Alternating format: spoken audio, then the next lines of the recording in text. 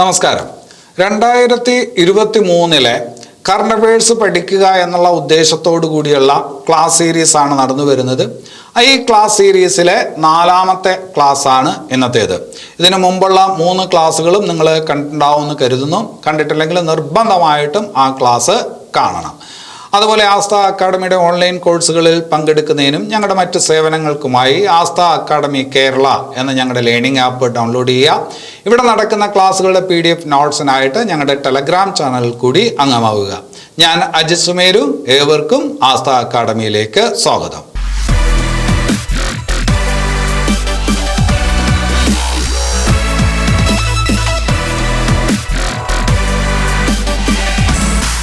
ഇന്നത്തെ current affairs class നമുക്കൊരു ദിവസത്തിൽ നിന്ന് തുടങ്ങാം. ജനുവരി 24. എന്താണ് ജനുവരി 24ൻ്റെ പ്രാധാന്യം? ദേശീയ പെൺകുട്ടികളുടെ ദിനമായിട്ട് ആചരിക്കുന്ന ദിവസമാണ് ജനുവരി 24. അപ്പോൾ ജനുവരി 24ൻ്റെ പ്രാധാന്യം നാഷണൽ ഗേൾ ചൈൽഡ് ഡേ ആയിട്ട് ആചരിക്കുന്ന ദിവസമാണ് ജനുവരി 24.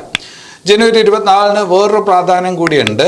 അന്താരാഷ്ട്ര വിദ്യാഭ്യാസ ദിനം. അന്താരാഷ്ട്ര വിദ്യാഭ്യാസ ദിനമായിട്ട് ആചരിക്കുന്ന ദിവസം ഏതെന്ന് ചോദിച്ചാലും ജനുവരി 24. നമുക്കറിയാവുന്ന കാര്യമാണ്. ദേശീയ വിദ്യാഭ്യാസ ദിനം എന്ന് പറയുന്നത് നവംബർ 11 അല്ലേ? ദേശീയ വിദ്യാഭ്യാസ ദിനമായിട്ട് ആചരിക്കുന്നത് നവംബർ 11. സ്വതന്ത്ര ഭാരതത്തിലെ ആദ്യത്തെ വിദ്യാഭ്യാസ മന്ത്രി മൗലാന അബുൽ കലാം ആസാദിൻ്റെ ജന്മദിനമാണ് ഇന്ത്യയിൽ ദേശീയ വിദ്യാഭ്യാസ ദിനമായിട്ട് ആചരിക്കുന്നത്. അതേസമയം അന്താരാഷ്ട്ര വിദ്യാഭ്യാസ ദിനമായിട്ട് ആചരിക്കുന്ന ദിവസമാണ് ജനുവരി 24. ജനുവരി 24 ഇന്ത്യയിൽ ദേശീയ പെൺകുട്ടികളുടെ ദിനമായിട്ട് ആചരിക്കുന്നു. ഇനി അത് കഴിഞ്ഞിട്ട് വേറൊരു പ്രധാനപ്പെട്ട ദിവസത്തിലോട്ട് വരാം. ജനുവരി 26. ജനുവരി 26ൻ്റെ പ്രാധാന്യം മുമ്പൊരിക്കൽ പരീക്ഷയ്ക്ക് ചോദിച്ച ഒരു ചോദ്യം കൂടിയാണ്. അന്താരാഷ്ട്ര കസ്റ്റംസ് ദിനം. അന്താരാഷ്ട്ര കസ്റ്റംസ് ദിനമായിട്ട് ആചരിക്കുന്ന ദിവസം ഏത് എന്ന് ചോദിച്ചാൽ അത് ജനുവരി 26. അത് മുമ്പ് പരീക്ഷയ്ക്ക് ചോദിച്ച ചോദ്യമാണ്, ശ്രദ്ധിച്ച് വയ്ക്കണം. ഇനി അത് കഴിഞ്ഞിട്ട് ജനുവരി 26. അതിൻ്റെ കാര്യം പറയുമ്പോൾ നമുക്ക് അറിയാം, നമ്മുടെ ഭരണഘടന നിലവിൽ വന്ന ദിവസമാണ് അല്ലേ? നമ്മുടെ രാജ്യത്തിൻ്റെ റിപ്പബ്ലിക് ദിനമാണ് ജനുവരി 26 എന്നറിയാം. പണ്ടൊരിക്കൽ പരീക്ഷയ്ക്ക് ചോദിച്ചിട്ടുള്ള ഒരു ചോദ്യമുണ്ട്. ഇന്ത്യയെ കൂടാതെ ജനുവരി 26 ദേശീയ ദിനമായിട്ട് ആചരിക്കുന്ന രാജ്യമേത്? ഇന്ത്യയെ കൂടാതെ ജനുവരി 26 ദേശീയ ദിനമായിട്ട് ആചരിക്കുന്ന രാജ്യമേത് എന്ന് ചോദിച്ചാൽ ഓസ്ട്രേലിയയാണ്. അപ്പോൾ ഓസ്ട്രേലിയയുമായി ബന്ധപ്പെട്ട ആ വസ്തുത കൂടി മനസ്സിലാക്കി വയ്ക്കുക. ഇന്ത്യയും ഓസ്ട്രേലിയയുമായിട്ട് പലതരത്തിലുള്ള ധാരണാപത്രങ്ങളിൽ ഒപ്പുവയ്ക്കുന്നു, സഹകരണം കൂടുതൽ ശക്തിപ്പെടുത്തുന്നു. അപ്പോൾ അതൊക്കെ ഒന്ന് ഓർത്ത് വയ്ക്കുക. അപ്പോൾ ജനുവരി 26 കസ്റ്റംസ് ദിനമായിട്ട്, അന്താരാഷ്ട്ര കസ്റ്റംസ് ദിനമായിട്ട് ആചരിക്കുന്നു. അത് നമ്മുടെ റിപ്പബ്ലിക് ദിനവുമാണ് എന്ന് നമ്മൾ പറഞ്ഞു അല്ലേ? റിപ്പബ്ലിക് ദിനം എന്ന് പറയുമ്പോൾ നമുക്കറിയാം, ജനുവരി 26 ഡൽഹിയിൽ റിപ്പബ്ലിക് ദിന പരേഡുണ്ട്. അതുമായി ബന്ധപ്പെട്ട ഒരുപാട് ചടങ്ങുകളൊക്കെ ഡൽഹിയിലുണ്ട്. എന്നാലും 2023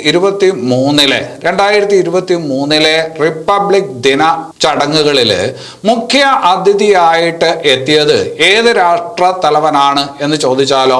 2023 റിപ്പബ്ലിക് ദിന ആഘോഷ ചടങ്ങിൽ മുഖ്യ അതിഥിയായിട്ട് എത്തിയത് ഏത് രാജ്യത്തിൻ്റെ തലവനാണ് എന്ന് ചോദിച്ചാൽ അത് ഈജിപ്തിലെ പ്രസിഡന്റ് ആണ്. അപ്പോൾ 2023 റിപ്പബ്ലിക് ദിന ആഘോഷ പരിപാടികളിൽ മുഖ്യ അതിഥിയായിട്ട് എത്തിയത് ഈജിപ്ത് പ്രസിഡന്റ് ആണ്. അദ്ദേഹത്തിന്റെ പേര് മനസ്സിലാക്കി വെക്കണം, അബ്ദുൽ ഫത്താഹ് അൽ അസീസി.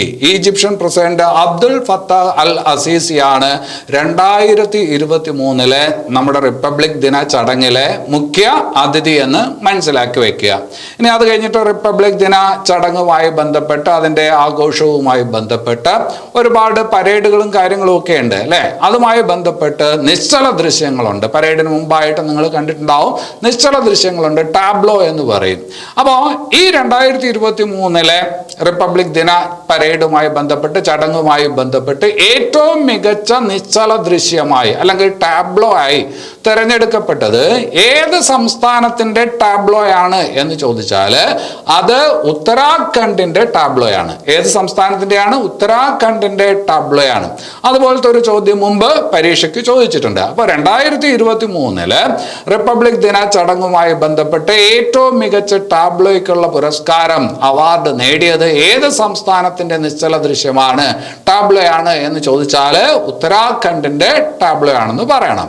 ഇനി നമുക്കറിയാവുന്ന കാര്യമാണ് റിപ്പബ്ലിക് ദിനം. അതിന് തൊട്ട് മുമ്പായിട്ട് പത്മാ ബഹുമതികൾ എന്ത് ചെയ്യും, പ്രഖ്യാപിക്കും അല്ലെ. പത്മാ ബഹുമതികൾ നമുക്കറിയാം, നമ്മുടെ രാജ്യത്തിലെ ഏറ്റവും ഉയർന്ന സിവിലിയൻ പുരസ്കാരമാണ് ഭാരതരത്നമെന്ന് അറിയാം. അത് കഴിഞ്ഞാൽ പത്മവിഭൂഷൺ, പത്മഭൂഷൺ, പത്മശ്രീ പോലുള്ള ബഹുമതികളുണ്ട് അല്ലെ. അപ്പോൾ ഈ പത്മ അവാർഡുകൾ പ്രഖ്യാപിക്കുന്നത് റിപ്പബ്ലിക് ദിന ചടങ്ങുമായി ബന്ധപ്പെട്ടാണ്, അതിന് തൊട്ട് മുമ്പിലാണ്. എന്തായാലും ഇത്തവണ പത്മ ബഹുമതികൾ പ്രഖ്യാപിച്ചപ്പോൾ പത്മവിഭൂഷൺ പുരസ്കാരം, ആ പത്മവിഭൂഷൺ പുരസ്കാരം 6 പേർക്ക് ലഭിച്ചു. 2023 റിപ്പബ്ലിക് ദിന ചടങ്ങുമായി ബന്ധപ്പെട്ട് പത്മവിഭൂഷൺ പുരസ്കാരം 6 പേർക്ക് ലഭിച്ചു. എത്ര പേർക്ക്? 6 പേർക്ക്. അതിൽ 2 പേര് മുൻ മുഖ്യമന്ത്രിമാരായിരുന്നു. 2023 പത്മവിഭൂഷൺ പുരസ്കാരം ലഭിച്ച മുൻ മുഖ്യമന്ത്രിമാർ ആരൊക്കെ എന്ന് ചോദിച്ചാൽ, ഒന്ന് SM കൃഷ്ണയാണ്. SM കൃഷ്ണ എന്ന് പറയുന്നത് കർണാടകയിലെ പഴയ മുഖ്യമന്ത്രിയാണ്. പിന്നെ വേറൊരാളെന്ന് പറയുന്നത് മുലായം സിംഗ് യാദവ് ആണ്. ഈ അടുത്ത കാലത്താണ് അദ്ദേഹം മരിച്ചത്. മരണാനന്തര ബഹുമതിയായിട്ട് പത്മവിഭൂഷൺ പുരസ്കാരം ഉത്തർപ്രദേശിലെ പഴയ മുഖ്യമന്ത്രി മുലായം സിംഗിന് ലഭിച്ചു. അപ്പോൾ 2023 പത്മവിഭൂഷൺ പുരസ്കാരം 6 പേർക്ക് ലഭിച്ചു. അതിൽ 2 പേര് മുൻ മുഖ്യമന്ത്രിയായിരുന്നു എന്നുള്ളത് ഓർത്തു വയ്ക്കുക. ഒരാൾ SM കൃഷ്ണയാണ്, വേറൊരാള് ഉത്തർപ്രദേശിലെ മുഖ്യമന്ത്രിയായിരുന്ന മുലായം സിംഗ് യാദവ് ആണ്. ഇനി അവിടെ ശ്രദ്ധിക്കേണ്ട വളരെ പ്രധാനപ്പെട്ട ഒരു പേര്, ഇനി വരുന്ന പരീക്ഷകൾക്കെല്ലാം ആ ചോദ്യം ഉണ്ടാവും. ORSന്റെ പിതാവ്. ORSന്റെ പിതാവ് എന്നറിയപ്പെടുന്നത് D മഹ്ലനോബിസ് ആണ്, അഥവാ ദിലീപ് മഹ്ലനോബിസ് ആണ് ORSന്റെ പിതാവ്. പശ്ചിമ ബംഗാളുകാരനാണ് D മഹ്ലനോബിസ് എന്ന് പറയുന്ന ശാസ്ത്രജ്ഞൻ, ദിലീപ് മഹ്ലനോബിസ്. ഇദ്ദേഹം 2022 മരണപ്പെട്ട ആളാണ്. 2022 മരണപ്പെട്ട ആളാണ്. പക്ഷേ 2023 പത്മ പുരസ്കാരം പ്രഖ്യാപിച്ചപ്പോൾ പത്മവിഭൂഷൺ പുരസ്കാരം നൽകി, മരണാനന്തര പുരസ്കാരം നൽകി ആരെ ബഹുമാനിച്ചു? ദിലീപ് മഹ്ലനോബിസിനെ ആദരിച്ചിരുന്നു. അപ്പോൾ ഇനി പരീക്ഷയ്ക്ക് വരും, ORSന്റെ പിതാവ് എന്നറിയപ്പെടുന്നത് ആരെന്ന് ചോദിക്കും, ദിലീപ് മഹ്ലനോബിസ് ആണ് എന്നുള്ളത് ഓർത്തു വയ്ക്കുക. ORS എന്ന് പറഞ്ഞാൽ അറിയാലോ, നിർജ്ജലീകരണമൊക്കെ തടയുന്നതിന് ഉപയോഗിക്കുന്ന പാനീയമാണ് അല്ലെ. കോളറ പോലുള്ള, വയറിളക്കം പോലുള്ള രോഗങ്ങളൊക്കെ വരുമ്പോൾ ശരീരത്തിന് ധാരാളം ജലനഷ്ടം ഉണ്ടാവും. അപ്പൊ അതിന് തടയുന്നതിന് വേണ്ടിയിട്ടുള്ള ഒരു മാർഗമാണ് ഓറൽ റീഹൈഡ്രേഷൻ സൊല്യൂഷൻ. അത് കണ്ടുപിടിച്ചയാളാണ് ദിലീപ് മഹ്ലനോബിസ്. അദ്ദേഹത്തിനും എന്ത് കിട്ടിയിട്ടുണ്ട്? പത്മവിഭൂഷൺ കിട്ടിയിട്ടുണ്ട്. അപ്പോൾ പത്മവിഭൂഷൺ കിട്ടിയ ആ 3 ആൾക്കാരെ ഒന്ന് ശ്രദ്ധിച്ച് വയ്ക്കുക. ഇനി അത് കഴിഞ്ഞിട്ട് പത്മവിഭൂഷൺ കഴിഞ്ഞാൽ അതിന് താഴെ വരുന്നതാണ് പത്മഭൂഷൺ. 9 പേർക്കാണ് ഈ കൊല്ലം പത്മഭൂഷൺ പുരസ്കാരം ലഭിച്ചത്. ആ 9 പേരിൽ 3 പേർ വനിതകളാണ്. പത്മഭൂഷൺ നേടിയ ആ 3 വനിതകളെ ശ്രദ്ധിച്ചു വെക്കണം. അതിൽ ഒരാള് ആരാണ്? സുധാമൂർത്തി. സുധാമൂർത്തി സാമൂഹ്യ സേവനം, അതിനെ മുൻനിർത്തിയാണ് സുധാമൂർത്തിക്ക് എന്ത് കിട്ടുന്നത്? 2023 പത്മഭൂഷൺ പുരസ്കാരം ലഭിക്കുന്നത്. അപ്പോൾ ഏത് മേഖലയിലാണ് സുധാമൂർത്തി പ്രവർത്തിക്കുന്നത്? ഏത് മേഖലയിൽ ആണ് അവർക്ക് ആ പുരസ്കാരം ലഭിച്ചത് എന്ന് ചോദിച്ചാൽ സാമൂഹ്യ സേവനം. അപ്പോ ശ്രീമതി സുധാമൂർത്തിക്ക് ലഭിച്ചു അല്ലെ. ശ്രീമതി സുധാമൂർത്തി ആരാണെന്ന് അറിയാലോ? ഇൻഫോസിസിന്റെ സ്ഥാപകനായിട്ടുള്ള നാരായണമൂർത്തിയുടെ ഭാര്യയാണ് ആര്? ശ്രീമതി സുധാമൂർത്തി. വേറെ രീതിയിൽ പറഞ്ഞാൽ ഇംഗ്ലണ്ടിലെ ഇപ്പോഴത്തെ പ്രധാനമന്ത്രി ഋഷി സുനക്കിന്റെ അമ്മായി അമ്മയാണ് ആര്? ശ്രീമതി സുധാമൂർത്തി എന്ന് ഓർക്കുക. അപ്പൊ ആ പേര് വളരെ പ്രധാനപ്പെട്ടതാണ്. അവർക്ക് എന്താണ് കിട്ടിയത്? പത്മഭൂഷൺ ആണ് കിട്ടിയത്. ഇനി അത് കഴിഞ്ഞിട്ട് വേറൊരു വനിത എന്ന് പറയുന്നത് വാണി ജയറാമാണ്. നമുക്കൊക്കെ പരിചയമുള്ള ഒരു വ്യക്തിത്വമാണ് വാണി ജയറാം അല്ലെ. അറിയപ്പെടുന്ന ഗായികയാണ്, സിനിമാ പിന്നണി ഗായികയാണ്, സംഗീതജ്ഞയാണ്. കല എന്ന് പറയുന്ന മേഖലയിലാണ് അവർക്ക് ആ പുരസ്കാരം ലഭിച്ചത്. പിന്നെ ഒരു വനിത എന്ന് പറയുന്നത് അത് സുമൻ, ശ്രീമതി സുമൻ കല്യാൺപൂർ എന്ന് പറയുന്ന വനിതയ്ക്കാണ്. ശ്രീമതി സുമൻ കല്യാൺപൂർ അവരും പിന്നണി ഗായികയാണ്, മഹാരാഷ്ട്രക്കാരിയാണ്, സിനിമാ പിന്നണി ഗായികയാണ് സുമൻ കല്യാൺപൂർ. അപ്പോ ഈ വർഷം 2023 പത്മഭൂഷൺ പുരസ്കാരം 3 വനിതകൾക്ക് ലഭിച്ചു. അതൊന്ന് സുധാമൂർത്തിയാണ്, വേറൊന്ന് വാണി ജയറാമാണ്, വേറൊന്ന് സുമൻ കല്യാൺപൂർ അല്ലെ. ആ 3ാമത്തെ പേര് നിങ്ങൾക്ക് ഒരു പക്ഷേ പരിചയക്കുറവുണ്ടാവും, അത് പരിചയപ്പെടണം. സുമൻ കല്യാൺപൂർ എന്നുള്ളത് ഓർക്കുക. ഇനി അത് കഴിഞ്ഞിട്ട് 4 മലയാളികൾക്ക് പത്മശ്രീ പുരസ്കാരം ലഭിച്ചു. പത്മഭൂഷൺ, അതിന് താഴെയാണ് പത്മശ്രീ, അല്ലെ? 4 മലയാളികൾക്ക് പത്മശ്രീ പുരസ്കാരം ലഭിച്ചു. ആരൊക്കെയാണ് ആ 4 മലയാളികൾ? ഒന്ന് അപ്പുക്കുട്ട പൊതുവാൾ. അപ്പുക്കുട്ട പൊതുവാൾ കണ്ണൂരുകാരനാണ്, പയ്യന്നൂരുകാരനാണ്. അപ്പുക്കുട്ട പൊതുവാൾ, അല്ലെ? അറിയപ്പെടുന്ന ഗാന്ധിയനാണ്. അപ്പുക്കുട്ട പൊതുവാൾ എന്ന് പറയുന്നത് അറിയപ്പെടുന്ന ഗാന്ധിയനാണ്. 942 ക്വിറ്റ് ഇന്ത്യ സമരത്തിലൊക്കെ പങ്കെടുത്ത ആളാണ്, ഗാന്ധിയോടൊപ്പം പ്രവർത്തിച്ച ആളാണ്. അപ്പോ അപ്പുക്കുട്ട പൊതുവാൾ അറിയപ്പെടുന്ന ഗാന്ധിയൻ, കണ്ണൂരുകാരൻ. അദ്ദേഹത്തിന് മലയാളിയാണ്, അദ്ദേഹത്തിന് എന്ത് കിട്ടി? പത്മശ്രീ പുരസ്കാരം ലഭിച്ചു. ഒരു മലയാളി അദ്ദേഹമാണ്. ഇനി അത് കഴിഞ്ഞിട്ട് രണ്ടാമത്തെ മലയാളി ഇതിനോടകം നിങ്ങൾ അറിഞ്ഞിട്ടുണ്ടാവും, ചെറുവയൽ രാമൻ. ചെറുവയൽ രാമൻ വയനാട് മാനന്തവാടിയിലുള്ള കർഷകനാണ് ചെറുവയൽ രാമൻ. നെൽവിത്ത് സംരക്ഷകൻ എന്നുള്ള രീതിയിലാണ് അദ്ദേഹം അറിയപ്പെടുന്നത്. അദ്ദേഹം എന്ന് പറയുന്നത് ആദിവാസി വിഭാഗത്തിൽപ്പെട്ട ഒരാളാണ്, വിദ്യാഭ്യാസം കുറവുള്ള ആളാണ്. എങ്കിൽ പോലും ഇന്ത്യയിലെ പല സർവകലാശാലകളിലുമൊക്കെ കൃഷിയുമായി ബന്ധപ്പെട്ട കാര്യങ്ങൾ പങ്കുവയ്ക്കുന്നതിന്, അറിവ് പങ്കുവയ്ക്കുന്നതിനൊക്കെ പോകുന്ന ഒരാൾ കൂടിയാണ് ചെറുവയൽ രാമൻ. അപ്പൊ അത് ശ്രദ്ധിച്ചു വയ്ക്കണം. ചെറുവയൽ രാമൻ വയനാട് മാനന്തവാടി സ്വദേശിയാണ് ചെറുവയൽ രാമൻ. അത് രണ്ടാമത്തെ മലയാളി. ഇനി അത് കഴിഞ്ഞിട്ട് CI ഐസക്. CI ഐസക് എന്ന് പറയുന്നത് ചരിത്രകാരനാണ്. CI ഐസക് ചരിത്രകാരനാണ്, വിദ്യാഭ്യാസ വിദഗ്ധൻ എന്നൊക്കെ നമുക്ക് പറയാം. ചരിത്രകാരനായിട്ടുള്ള CI ഐസക് കോട്ടയംകാരനാണ്. CI ഐസക് ആണ് മൂന്നാമത്തെ വ്യക്തിത്വം. അത് കഴിഞ്ഞിട്ട് നാലാമത്തെ ആള് SRD പ്രസാദ്. SRD പ്രസാദ് കളരിപ്പയറ്റുമായി ബന്ധപ്പെട്ട ഗുരുവാണ്, കളരിപ്പയറ്റ് ആചാര്യനാണ് SRD പ്രസാദ്. എന്തായാലും ഈ മാർഷൽ ആർട്സുമായി ബന്ധപ്പെട്ട് 2 പേർക്ക് പത്മശ്രീ പുരസ്കാരം ഇത്തവണ കൊടുത്തു. അതിൽ ഒരാൾ കളരിപ്പയറ്റുമായി ബന്ധപ്പെട്ടിരിക്കുന്ന മലയാളിയാണ് SRD പ്രസാദ് എന്നുള്ളത് ഓർത്തു വയ്ക്കുക. അപ്പോ ഇപ്പോ 2023 പത്മശ്രീ പുരസ്കാരം ലഭിച്ച 4 മലയാളികൾ അവരേത് മേഖലയുമായി ബന്ധപ്പെട്ടിരിക്കുന്നു എന്നുള്ള കാര്യം കൂടി കൂട്ടുകാര് മനസ്സിലാക്കി വയ്ക്കുക. ഇനി അത് കഴിഞ്ഞിട്ട് വേറൊരു ഭാഗത്തോട്ട് വരാം. പരീക്ഷയ്ക്ക് ചോദിക്കാൻ കൊള്ളാവുന്ന ചോദ്യമാണ് Indian Olympic association. Indian Olympic അസോസിയേഷന്റെ ഇപ്പോഴത്തെ അധ്യക്ഷ ആരാണ്? ഇപ്പോഴത്തെ പ്രസിഡന്റ് ആര് എന്നുള്ളത് ഇനി വരുന്ന പരീക്ഷകൾക്ക് ചോദ്യമാകാൻ സാധ്യതയുള്ളതാണ്. അപ്പൊ അത് ആരാണ്? അത് PT ഉഷയാണ്, മലയാളിയാണ്. PT ഉഷയാണ് ഇപ്പോഴ് ഇന്ത്യൻ ഒളിമ്പിക് അസോസിയേഷന്റെ അധ്യക്ഷയായിട്ട് ഉള്ളത്, അല്ലെ? ഇന്ത്യൻ ഒളിമ്പിക് അസോസിയേഷന്റെ അധ്യക്ഷയാകുന്ന ആദ്യ വനിതയാണ് PT ഉഷ എന്ന് കൂടി മനസ്സിലാക്കുക. PT ഉഷയ്ക്ക് വേറൊരു പ്രാധാന്യം കൂടിയുണ്ട്. രാജ്യസഭയിലോട്ട് നോമിനേറ്റ് ചെയ്യപ്പെട്ട വനിതാംഗമാണ് അവര് രാജ്യസഭയിൽ ഉപാധ്യക്ഷ സ്ഥാനത്തോട്ടും നോമിനേറ്റ് ചെയ്യപ്പെട്ടു. രാജ്യസഭയിലെ ഉപാധ്യക്ഷ സ്ഥാനത്തോട്ടും നോമിനേറ്റ് ചെയ്യപ്പെട്ട ആദ്യ നോമിനേറ്റഡ് അംഗമാണ് ആര്? PT ഉഷ. PT ഉഷ രാജ്യസഭയിലോട്ട് നോമിനേറ്റ് ചെയ്യപ്പെട്ട ആളാണ്. ആ നോമിനേറ്റ് ചെയ്യപ്പെട്ട PT ഉഷ രാജ്യസഭയിലെ ഉപാധ്യക്ഷ പാനലിലോട്ടും നോമിനേറ്റ് ചെയ്യപ്പെട്ടു. അങ്ങനെ നോമിനേറ്റ് ചെയ്യപ്പെടുന്ന ആദ്യത്തെ വ്യക്തി കൂടിയാണ് PT ഉഷ എന്നുള്ള കാര്യം കൂടി അവിടെ മനസ്സിലാക്കി വെക്കുക. ഇനി അത് കഴിഞ്ഞിട്ട് നമ്മൾ ഇന്ത്യൻ ഒളിമ്പിക് അസോസിയേഷന്റെ അധ്യക്ഷയാണ് PT ഉഷ എന്ന് പറയുമ്പോൾ നമ്മുടെ കേരള ഒളിമ്പിക് അസോസിയേഷന്റെ, കേരളത്തിലെ ഒളിമ്പിക് അസോസിയേഷന്റെ അധ്യക്ഷൻ ആരെന്ന് ചോദിച്ചാൽ അത് V സുനിൽ കുമാർ എന്ന് പറയണം. ഈ അടുത്ത കാലത്ത് വാർത്തകളിൽ വന്ന പേരാണ്. അപ്പൊ അത് ശ്രദ്ധിച്ചു വെക്കണം. കേരളത്തിലെ ഒളിമ്പിക് അസോസിയേഷൻ, കേരള ഒളിമ്പിക് അസോസിയേഷന്റെ അധ്യക്ഷൻ ആരെന്ന് ചോദിച്ചാൽ അത് V സുനിൽ കുമാർ ആണ് എന്ന് ഓർത്തു വയ്ക്കുക. ഇനി അത് കഴിഞ്ഞിട്ട് കായിക രംഗത്ത് വളരെ ശ്രദ്ധേയമായിട്ടുള്ള ഒരു ഇവന്റ് ആണ് ഓസ്ട്രേലിയൻ ഓപ്പൺ, അല്ലെ? ഓസ്ട്രേലിയൻ ഓപ്പൺ എന്ന് പറയുന്നത് ടെന്നീസ് കളിയുമായി ബന്ധപ്പെട്ടിരിക്കുന്നു. ടെന്നീസിൽ 4 ഗ്രാൻഡ് സ്ലാം ടൂർണമെന്റുകളാണുള്ളത്. ഒന്ന് ഓസ്ട്രേലിയൻ ഓപ്പൺ, വേറൊന്ന് ഫ്രഞ്ച് ഓപ്പൺ, വേറൊന്ന് വിംബിൾഡൺ, വേറൊന്ന് US ഓപ്പൺ. അങ്ങനെ ഈ പറഞ്ഞ 4 ഗ്രാൻഡ് സ്ലാം ടൂർണമെന്റുകളാണുള്ളത്. അതിലൊരു വർഷത്തിൽ ആദ്യം തുടങ്ങുന്നത്, ഗ്രാൻഡ് സ്ലാം ടൂർണമെന്റുകളുടെ തുടക്കം ഓസ്ട്രേലിയൻ ഓപ്പണിലൂടെയാണ്. അപ്പൊ ഓസ്ട്രേലിയൻ ഓപ്പൺ മെൽബണിൽ, ഓസ്ട്രേലിയ വെച്ച് നടക്കുന്ന ടെന്നീസ് മത്സരം, അല്ലെ? അപ്പൊ എന്തായാലും 2023 ഓസ്ട്രേലിയൻ ഓപ്പൺ സിംഗിൾസ് വനിതാ സിംഗിൾസ് കിരീടം നേടിയത് ആര് എന്ന് മനസ്സിലാക്കി വെക്കണം. ഓസ്ട്രേലിയൻ ഓപ്പൺ വനിതാ സിംഗിൾസ് കിരീടം നേടിയത് ആര് എന്ന് ചോദിച്ചാൽ ബെലാറസിന്റെ താരമാണ് അരീന സബലേങ്ക.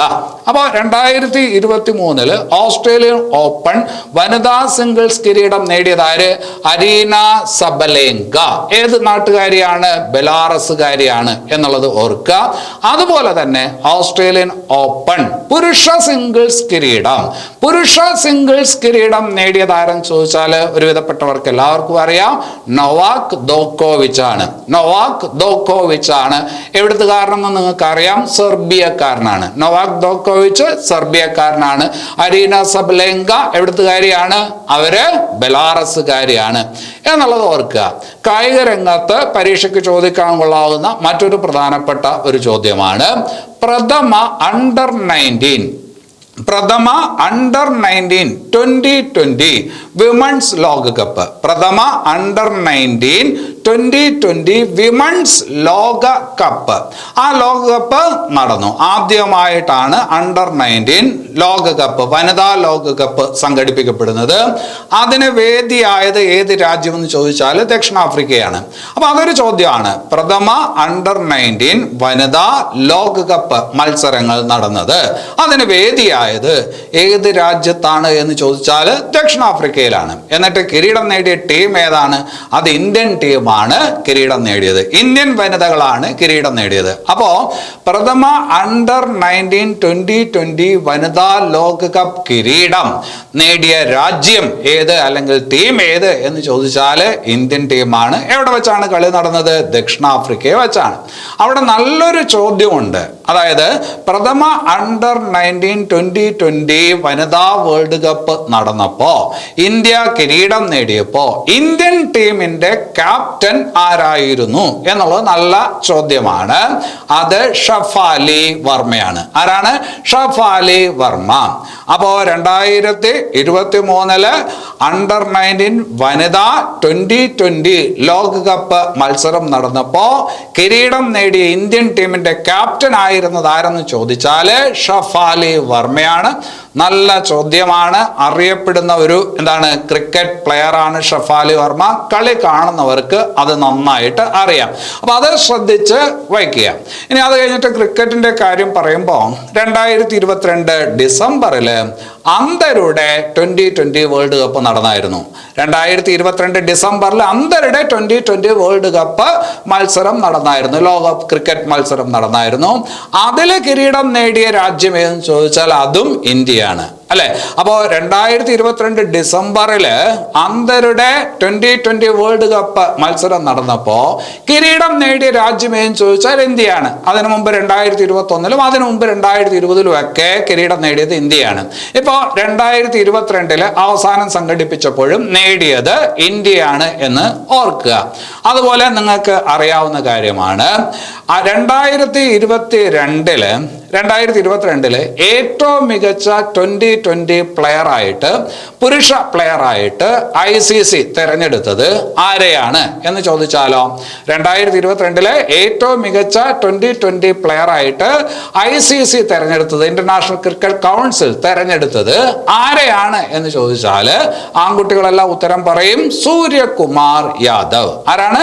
സൂര്യകുമാർ യാദവ് എന്നുള്ളത് ഓർത്തു വയ്ക്കുക. പരീക്ഷയ്ക്ക് ചോദിക്കാൻ കൊള്ളാവുന്ന ഒരു ചോദ്യമാണ്. അതുപോലെ തന്നെ മനസ്സിലാക്കേണ്ട ഒരു കാര്യം, ഏകദിന ക്രിക്കറ്റ് എന്ന് പറയുമ്പോൾ 50 ഓവർ ക്രിക്കറ്റ് മത്സരം. ഏകദിന ക്രിക്കറ്റിൽ ആദ്യമായിട്ട് ഡബിൾ സെഞ്ചുറി നേടിയ കളിക്കാരൻ ആരെന്ന് നമുക്കറിയാം. അത് ക്രിക്കറ്റ് ദൈവം സച്ചിൻ ടെണ്ടുൽക്കർ ആണ്, അല്ലെ? ഏകദിന ക്രിക്കറ്റിൽ ആദ്യമായിട്ട് ഡബിൾ സെഞ്ചുറി നേടുന്ന കളിക്കാരൻ അത് സച്ചിൻ ടെണ്ടുൽക്കർ ആണ്, നമുക്കറിയാവുന്ന കാര്യമാണ്. പിന്നീട് വീരേന്ദ്ര സെവാഗും, അത് കഴിഞ്ഞിട്ട് ആരാണ്? രോഹിത് ശർമ്മയൊക്കെ ഡബിൾ സെഞ്ചുറി നേടിയിട്ടുണ്ട്. പക്ഷേ ഏകദിന ക്രിക്കറ്റിൽ ഡബിൾ സെഞ്ചുറി നേടുന്ന ഏറ്റവും പ്രായം കുറഞ്ഞ കളിക്കാരൻ ആര് എന്ന് ചോദിച്ചാല്, ഏറ്റവും പ്രായം കുറഞ്ഞ ഇന്ത്യൻ കളിക്കാരൻ ആര് എന്ന് ചോദിച്ചാല് ശുഭ്മാൻ ഗില്ലാണ്. ഏകദിന ക്രിക്കറ്റില് ഡബിൾ സെഞ്ചുറി നേടുന്ന ഏറ്റവും പ്രായം കുറഞ്ഞ കളിക്കാരൻ ആരെന്ന് ചോദിച്ചാല് ശുഭ്മാൻ ഗില്ലാണ്. ഇപ്പോൾ വളർന്നു വരുന്ന ഒരു ക്രിക്കറ്റ് പ്ലെയർ ആണ്. ഒരുപാട് ശ്രദ്ധ ആകർഷിച്ചു വരുന്ന ക്രിക്കറ്റ് പ്ലെയർ ആണ്. പഞ്ചാബിൽ നിന്നുള്ള ക്രിക്കറ്റ് പ്ലെയർ ആണ് ആര്? ശുഭ്മാൻ ഗിൽ. അപ്പൊ അത് ഓർത്ത് വയ്ക്കണം. ഇനി അത് കഴിഞ്ഞിട്ട് വേറൊരു ഭാഗത്തോട്ട് വരാം. നമ്മളെ സംബന്ധിച്ചിടത്തോളം വ്യക്തിപരമായിട്ട് സ്വകാര്യമായിട്ടുള്ള പലതും നമുക്കുണ്ട് അല്ലെ. നമ്മുടെ സ്വകാര്യതയ്ക്ക് നമ്മൾ വലിയ പ്രാധാന്യം കൊടുക്കുന്നു. ലോക സ്വകാര്യതാ ദിനമായിട്ട് ആചരിക്കുന്ന ദിവസം വേൾഡ് ഡാറ്റ പ്രൈവസി ഡേ. ലോക സ്വകാര്യതാ ദിനമായിട്ട് ആചരിക്കുന്ന ദിവസം എന്ന് ചോദിച്ചാൽ ജനുവരി 28. അപ്പോ വേൾഡ് ഡാറ്റ പ്രൈവസി ഡേ ആയിട്ട് ആചരിക്കുന്ന ദിവസം എന്ന് പരീക്ഷയ്ക്ക് ചോദിച്ചാൽ നിങ്ങൾ ഉത്തരം ഏതെഴുതും? 28, ജനുവരി 28 അല്ലെ. സ്വകാര്യതയെ സംബന്ധിച്ച്, ഒരു വ്യക്തിയുടെ സ്വകാര്യതയെ സംബന്ധിച്ച് ഒരുപാട് ചർച്ചകൾ നമുക്ക് ചുറ്റും നടക്കുന്നുണ്ട്. അപ്പൊ അതുകൊണ്ട് ഇതൊന്ന് നോക്കി വെച്ചേക്കുക. ഇതൊക്കെ ഒരു എഴുതാനായിട്ട് നിങ്ങൾക്ക് പറ്റിയാൽ മറ്റുള്ളവർക്ക് കിട്ടുന്നതിനേക്കാൾ ഒരു മാർക്ക് കൂടുതൽ നിങ്ങൾക്ക് കിട്ടും. അപ്പം വേൾഡ് ഡാറ്റ പ്രൈവസി ഡേ അല്ലെങ്കിൽ ലോക സ്വകാര്യതാ ദിനമായിട്ട് ആചരിക്കുന്ന ദിവസമാണ് ജനുവരി 28 എന്ന് ഓർക്കുക.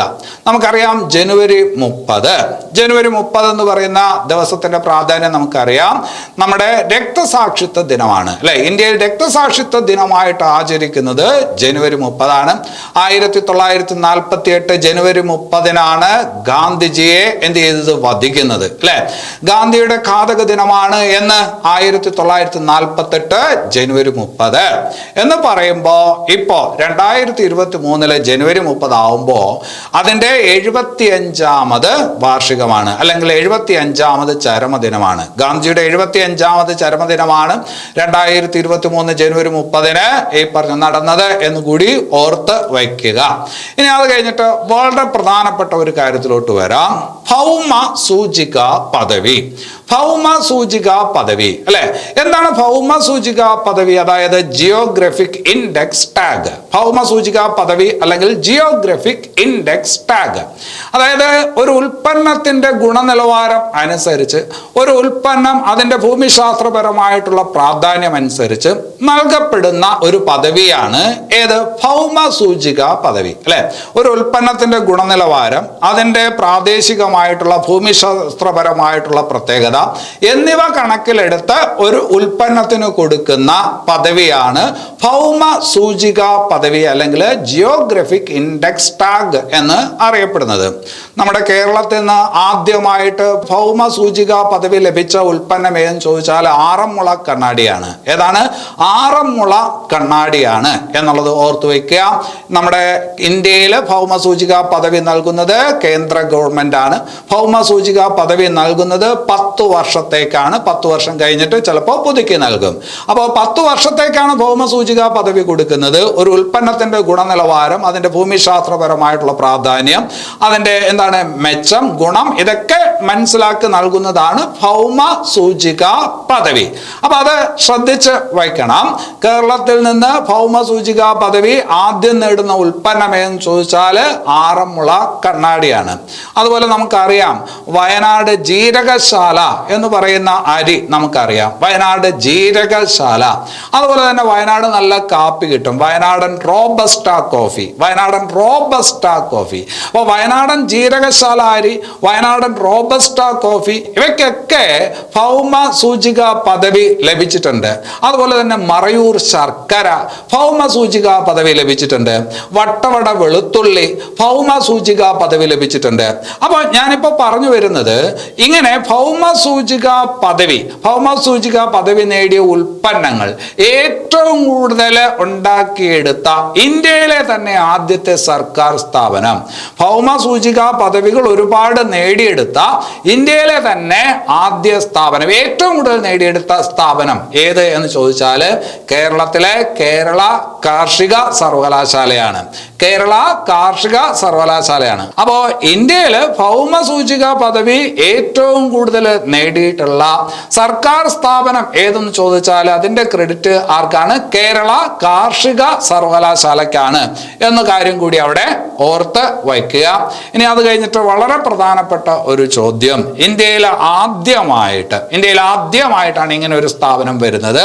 ഇന്ത്യയിൽ ആദ്യമായിട്ട് national genome editing and training centre, national genome editing and training centre ഇന്ത്യയിൽ ആദ്യമായിട്ട് സ്ഥാപിക്കപ്പെട്ടത് എവിടെയാണ് എന്ന് പരീക്ഷയ്ക്ക് ചോദിച്ചേക്കാം. അങ്ങനെയാണെങ്കിൽ അതിന്റെ ഉത്തരം പഞ്ചാബിലാണ്. പഞ്ചാബിൽ മൊഹാലിയിലാണ് ഇന്ത്യയിൽ ആദ്യമായിട്ട് national genome editing and training centre എന്ന് പറയുന്ന സ്ഥാപനം വരുന്നത്.